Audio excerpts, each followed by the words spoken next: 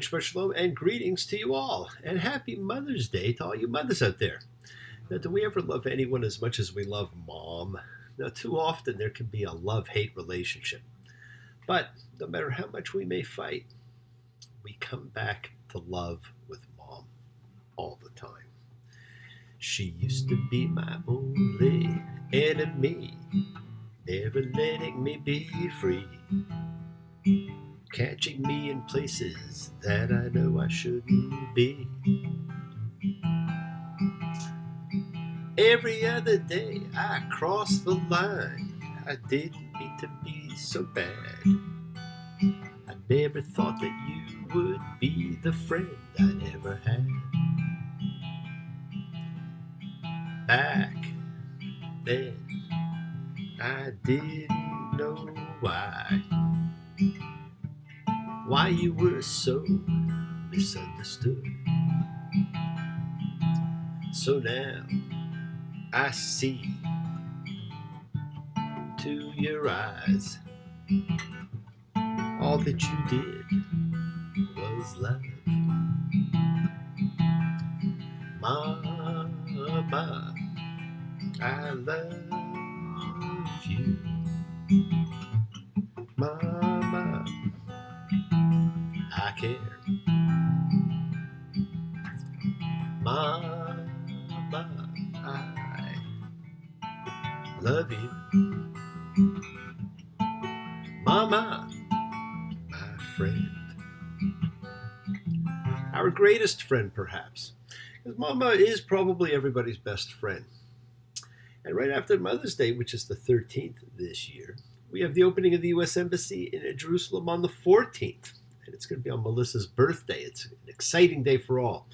It certainly is a great month of celebrations, my friends. So let's celebrate together now, as we all come together, as we do all the time, as a like-minded group, in a showing of faith, of love, as a community, a chavura, fellowship, when we express our thoughts, our nature of kindness, compassion, feelings, the hopes and dreams and wishes that unites us all, because we are all the same deep down in this community, House of Spirit, Beth Ruach. So once again, please do go ahead and invite everybody you know, physically, psychically, emotionally, spiritually, to come and gather and share from Psalm 133, the Hine Matov. Come together. Hine Matov. Shevet Achim Gam Yachad. Hine Matov. Shevet Achim Gam Yachad.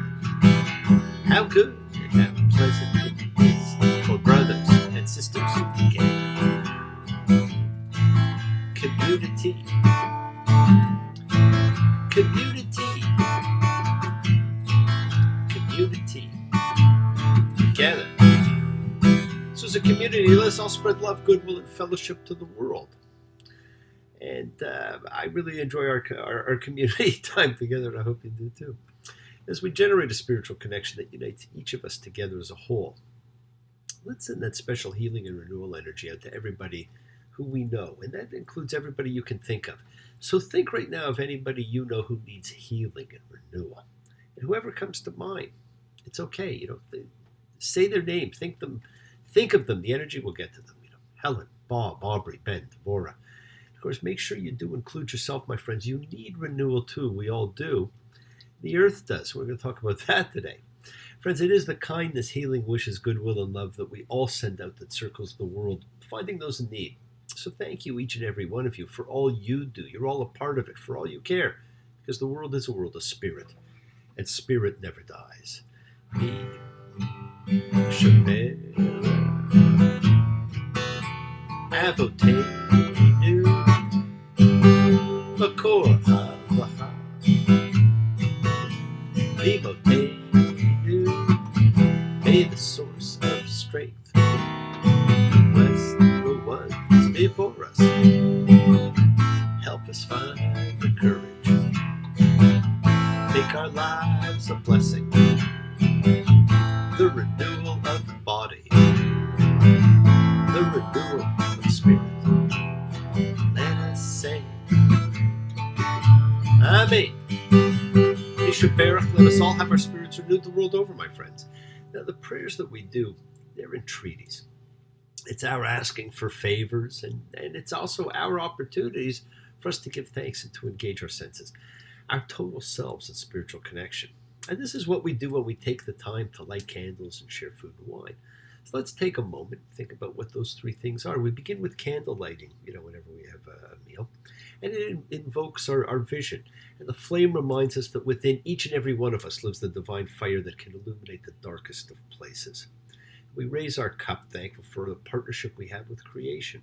And we take the bread of the earth, the bread of life. And in tasting that, we share the grain of truth. And we do these things every week. In fact, we do these things every day, every meal. And these three things are keys to life. Light gives us strength and shines a light on the fears we carry. Water, juice, wine, bread, whatever it is, they're the objects of sustenance that keep us alive. We receive our blessings and the gifts of creation, of life from God. So these little blessings is our turn to bless Him and to thank Him or her or whoever you want to, put in there.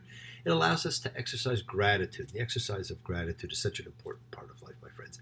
And in setting aside a few minutes of sacred time in your sacred space, it is your chance to simply take a few minutes to honor God.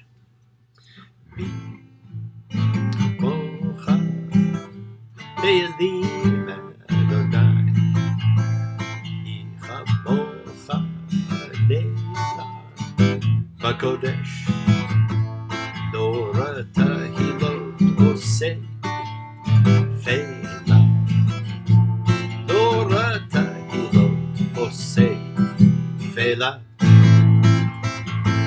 Who is like you, O God among the gods worship? Who is like you, God of gods revered? Who is like you, majestic in holiness, fearsome with splendors, working wonders? Now, we don't normally say that at the high holy days, but I think it's always nice to throw in every so often. It's our thanks to God. Remember, this is the creation of your sacred time in your sacred space. It's a part of your kavanah, your intention, your goodwill. It's about honoring your time to regenerate and honor whatever you believe in, whatever you happen to believe in. And everybody believes in something a little bit different.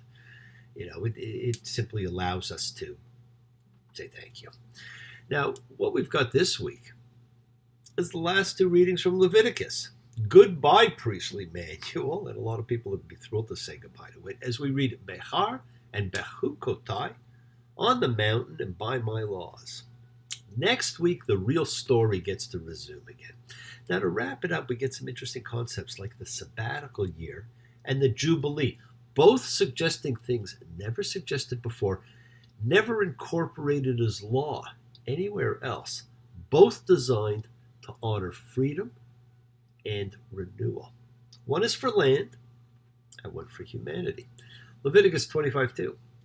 When you come to the land that I'm giving you, then the land shall have a Sabbath for the Lord. 6 years you shall seed your field. 6 years you shall prune your vineyard. You shall gather its produce. And in the 7th year, the land shall have a Sabbath, a ceasing. The land shall have a year of ceasing. Okay, so how does this work? I shall command my blessing for you in the 6th year, and it will make the produce for the 3 years. I showed 4, but it's the 3 years. And the 3 years are the 6th year, the year that it's producing, the 7th year, which will be its year of rest, and the 8th year, which is the first year of the next 7-year cycle, because we have to have food to eat in that year, and the prior year we planted nothing.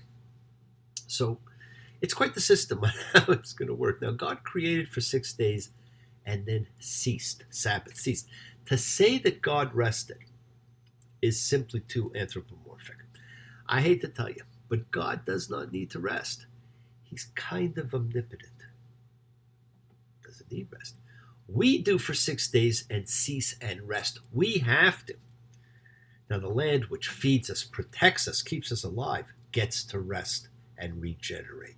It is not to be abused. Then Leviticus 25:8. And you shall count 7 Sabbaths of years, 7 times. And the day of the 7 Sabbaths of years shall be for you 49 years, and you shall pass a blasting horn in the 7th month on the 10th of the month, on the day of atonement. You shall have the horn pass through all your land, and you shall consecrate the year that makes 50 years, and proclaim liberty in the land to all its inhabitants. And yes, my friends, you are correct. Those are the words inscribed on the great Liberty Bell in Philadelphia, the iconic symbol of American independence. Proclaim liberty in the land and to all inhabitants thereof. Now, this is the law of the Jubilee. And in the law of the Jubilee, God commands that every 50 years, all property is to return to the original owners. Now, this appears to be kind of an economic program designed to prevent a feudal system, which was common in the rest of the ancient Near East. And it was to prevent it from ever developing in Israel.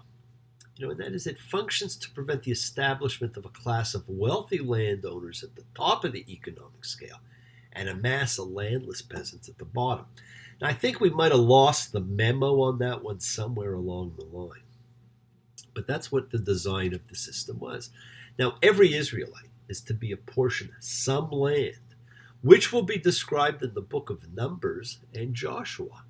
And the deity commands that in every 50th year, the system returns to where it started. It's really quite amazing. If an Israelite has lost his ancestral land as a result of debt or calamity, he regains ownership of it in the Jubilee year. Land is unalienable. Individuals can suffer difficult times, but there's a divinely decreed limit to their loss. And the nation as a whole can never degenerate into a two-tiered system of the very rich and the very poor. Now, this was incredible. The return of land to the original owners, and accordingly, purchases were based on the number of years to the Jubilee. It was more like a lease. You shall buy from your fellow by the number of years after the Jubilee. He shall sell to you by the number of years of yields.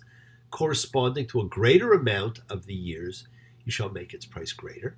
And corresponding to a smaller amount of the years, you shall make its price smaller, because it is a number of yields that he is actually selling to you. Can you imagine that today? So why does God dictate this? Well, we are told the land shall not be sold permanently, because the land is mine, because you are aliens and visitors with me. Friends, we are sojourners. We are caretakers in this and every lifetime. We own nothing. Everything belongs to God. We're to look after it for the time we are here. And it doesn't look like we do a particularly good job of that. God had the land apportioned to the people, as you'll see shortly in Numbers. And he puts in place a system to ensure it stays the way it was intended. Friends, we're here to care for each other. We're here to help each other, to support our brothers, our families. And this brings up that age-old saying, blood is thicker than water. That's a strong debate I've gone back and forth on with people. Leviticus 25:25, when your brother will be so low that he will sell any of his possessions, then his redeemer, who is the closest relative to him, shall come and redeem his brother's sale. Now, it's long been noted that the 3 times that this phrase occurs in this chapter reflect 3 stages of increasing hardship on people. In the first, the person must sell his land. The second, he's lost both his land and he is without money. The third, he himself is either sold or sells himself into servitude. That was quite common at the time. And at each stage, the man's fellow Israelite is commanded to help him. If he has to sell his land, one must redeem it for him and then give it back to him in the Jubilee year. If he's without money, one must lend him money without any charge or interest. And if he is sold, one must not ever treat him as a slave. As one's brother's needs increases, so does one's responsibility to help him. How would that be today? Now, an unfortunate Israelite need not feel degraded to be poor nor ashamed to be pitied. Economic suffering is rather treated as a reality of life, right, which one is required by law to remedy. Now, the poor man can therefore know that his brother is helping him because the system requires brothers to help one another. Now, you may join the Elks, my friend. I may join the Shriners. Other men may carry cards as members of the diners. Still others wear golden key or small Greek letter pin. But I have learned there's one great club that all of us are in. There is a brotherhood, a man, a benevolent brotherhood, a man, a noble tie that binds all human hearts and minds into one brotherhood of man.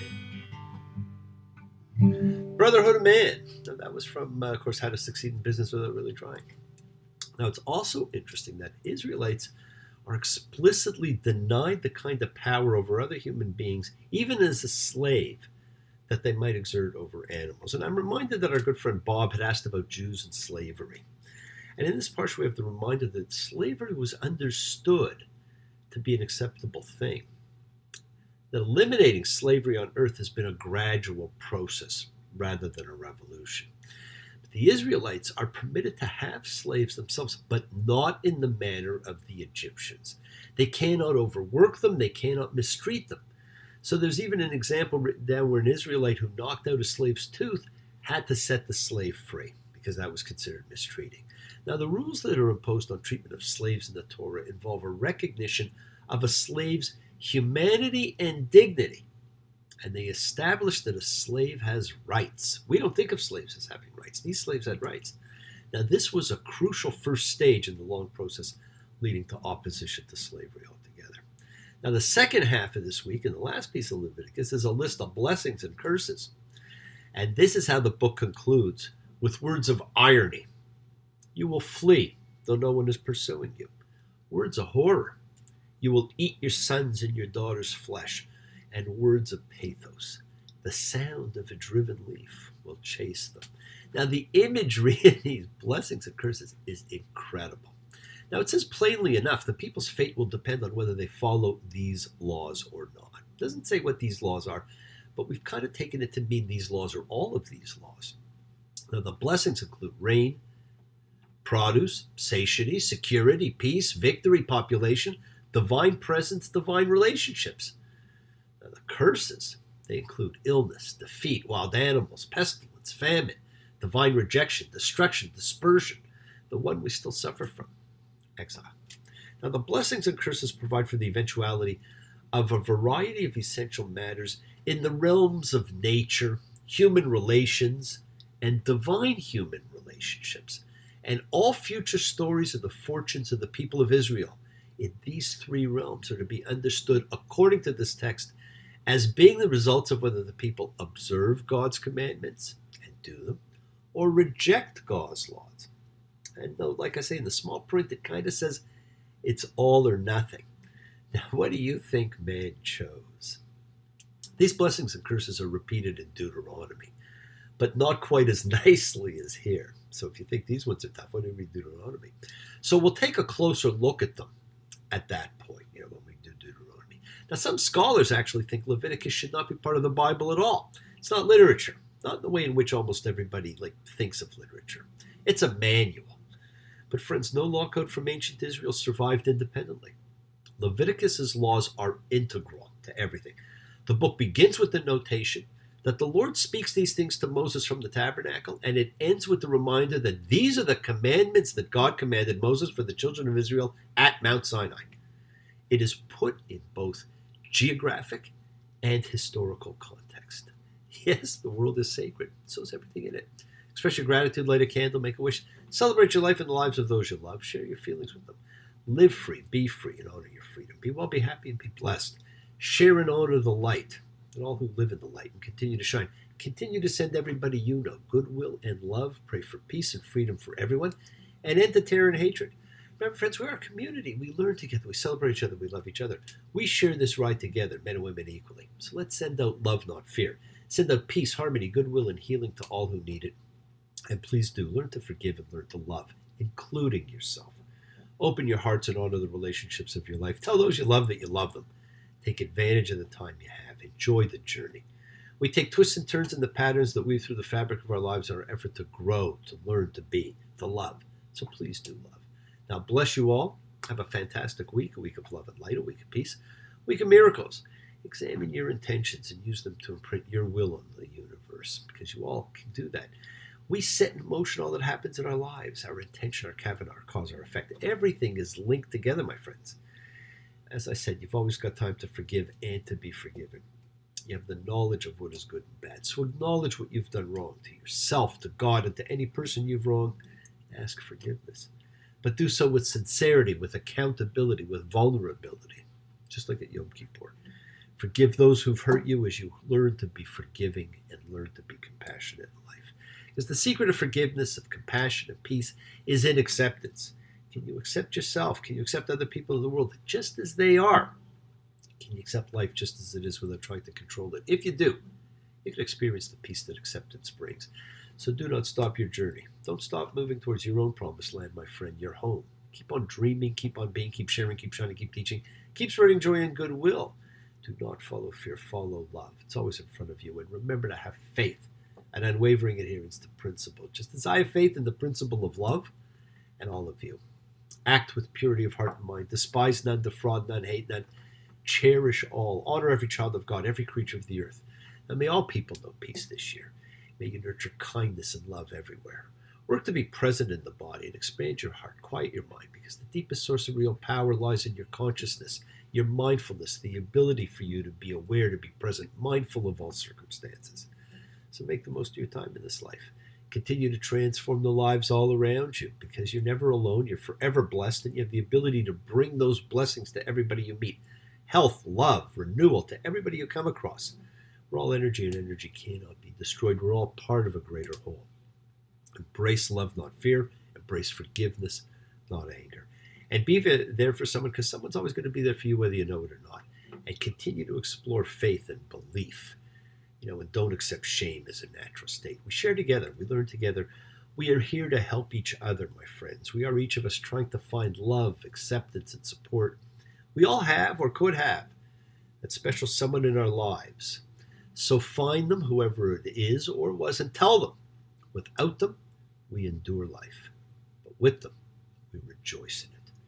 It is a choice in fate, and we always choose our fate, my friend. Everything we do is about our choice. They sat together in the park. As the evening sky grew dark, she looked at him, felt a spark tingle to his bones. 'Twas then he felt alone and wished he'd gone straight and watched out for the simple twist of fate. We choose our fate, my friends. Be happy, be healthy, be helpful, be kind, and be loving. Imprint your will on the blank canvas of life and keep celebrating being free to be you. Happy Mother's Day, happy birthday, Bee, and happy Embassy Day. Shabbat Shalom and blessings to you all. Take care. We'll see you again next week.